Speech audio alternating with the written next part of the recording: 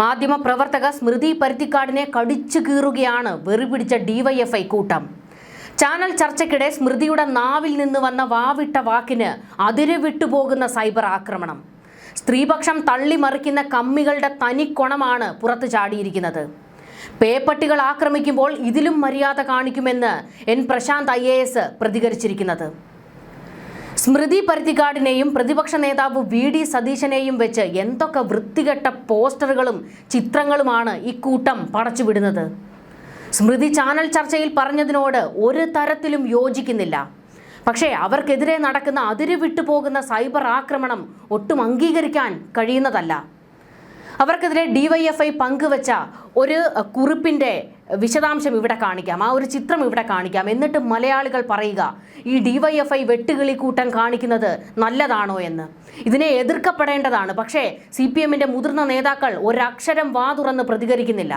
Reporter TVയുടെ executive എഡിറ്ററാണ് സ്മൃതി പരുത്തിക്കാട്. ചാനലിലെ meet the editors പരിപാടിയിൽ കഴിഞ്ഞ ദിവസം വയനാട് ദുരന്തബാധിതരെ രൂക്ഷമായ ഭാഷയിൽ സ്മൃതി അവഹേളിച്ചത്.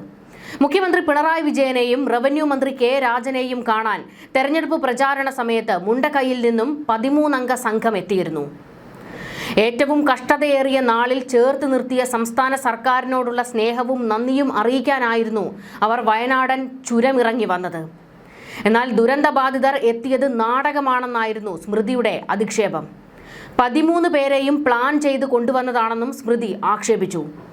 ദുരന്തബാധിതരെ അപമാനിക്കരുതെന്ന് ചർച്ചയിൽ പങ്കെടുത്ത സഹപ്രവർത്തകൻ പറഞ്ഞിട്ടും സ്മൃതി അത് കേൾക്കാൻ പോലും തയ്യാറായില്ല. വീണ്ടും അധിക്ഷേപിക്കുകയായിരുന്നു. മാധ്യമപ്രവർത്തകരുടെ പരാമർശത്തിനെതിരെ മുണ്ടക്കൈയിലെ ദുരന്തബാധിതർ തന്നെ പിന്നീട് രംഗത്തെത്തി. ഞങ്ങളിപ്പോൾ മരിച്ച് ജീവിക്കുന്ന ജീവച്ഛവങ്ങളാണ്. ഞങ്ങളെക്കുറിച്ച് ഓരോ വേണ്ടാദീനങ്ങൾ ചാനലിലൂടെ പറയുന്നത് കേൾക്കുമ്പോൾ വലിയ വിഷമമുണ്ട്. നമ്മളെ ചേർത്ത് പിടിക്കുന്നവരെയല്ലേ നമ്മൾ സ്നേഹിക്കുന്നത്. അവരെ നേരിട്ട് കാണാൻ തോന്നി. അങ്ങനെയാണ് മുഖ്യമന്ത്രിയെയും റവന്യൂ മന്ത്രിയെയും കാണാൻ തോന്നിയതും പോയതും. വേറെ ആരും നിർബന്ധിച്ചിട്ടല്ല, പറഞ്ഞിട്ടല്ല ഞങ്ങൾ പോയത്. ദുരന്തത്തിൽ 3 മക്കളെയും നഷ്ടപ്പെട്ട സയനയും ഭർത്താവും വിതുമ്പിക്കൊണ്ടായിരുന്നു ഇത് പറഞ്ഞത്. സ്മൃതി പറഞ്ഞത് അതിരുവിട്ടുപോയി, അതിലൊരു സംശയവുമില്ല. വയനാട് ലാൻഡ് സ്ലൈഡ് ദുരന്തത്തിന്റെ യഥാർത്ഥ ബാധിതരെ രാഷ്ട്രീയ ലാഭത്തിനായി ഉപയോഗിക്കുന്നു എന്ന ആരോപണത്തിന്റെ ഭാഗമായിരുന്നു സ്മൃതിയുടെ അധിക്ഷേപമെല്ലാം. എന്നാൽ ദുരന്തബാധിതരോടുള്ള മനുഷ്യത്വരഹിതമായ ആക്രമണമായി ഇത് മാറി.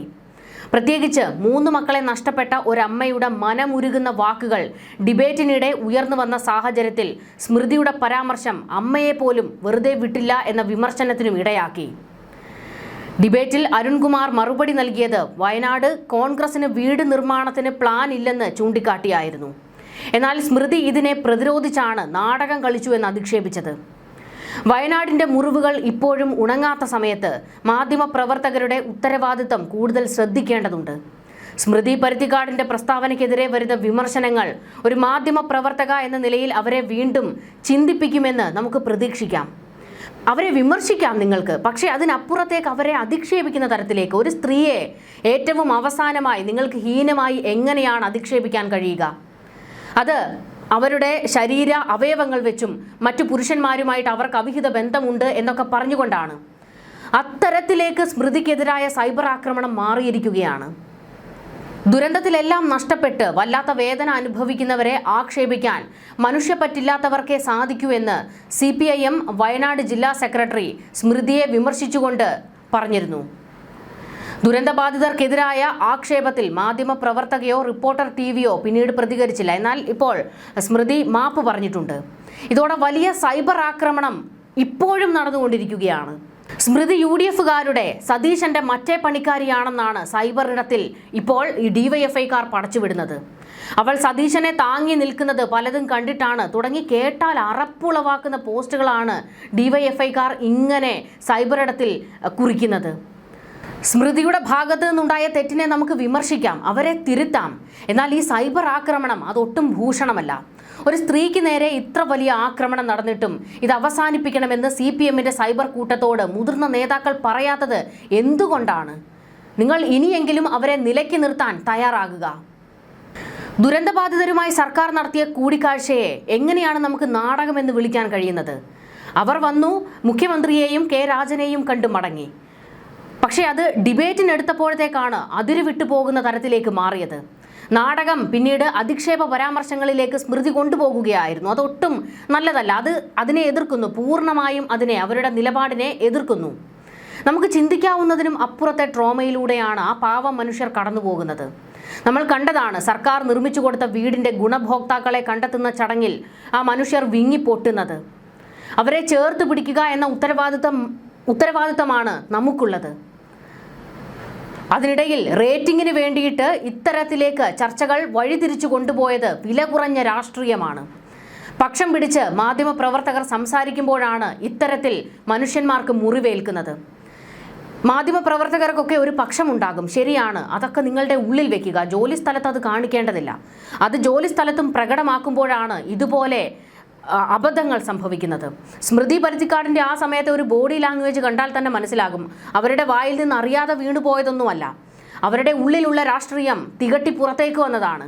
പക്ഷേ അത് ദുരന്തം അനുഭവിക്കുന്നവരെ വെച്ചാകരുത് എന്നുള്ളതാണ്, അവരെ അധിക്ഷേപിക്കുന്ന തരത്തിലായി പോകരുത് എന്നുള്ളതാണ് പറയാനുള്ളത്. എല്ലാ മാധ്യമ പ്രവർത്തകർക്കും ഇതൊരു മുന്നറിയിപ്പാണ്. ഒരു മാധ്യമ പ്രവർത്തകരുടെ ശൈലിയല്ല, മാന്യതയല്ല സ്മൃതി പരുത്തിക്കാട് കാണിച്ചത്. ദുരന്തബാധിതരോട് സ്മൃതി മാപ്പ് പറയണമെന്ന് വലിയ ആവശ്യം ഇപ്പോൾ ഉയർന്നു വന്നിട്ടുണ്ട്. അതൊക്കെ ന്യായമായ ആവശ്യം.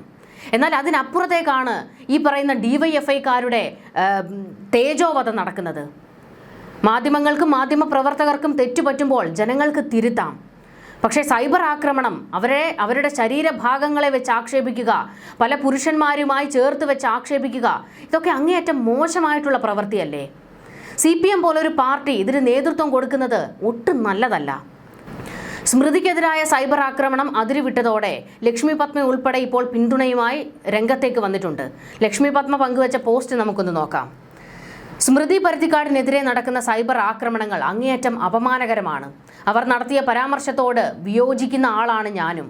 പക്ഷേ ആ വിയോജിപ്പുകൾ പ്രകടിപ്പിക്കാൻ അന്തസ്സുള്ള മാർഗങ്ങളുണ്ട്.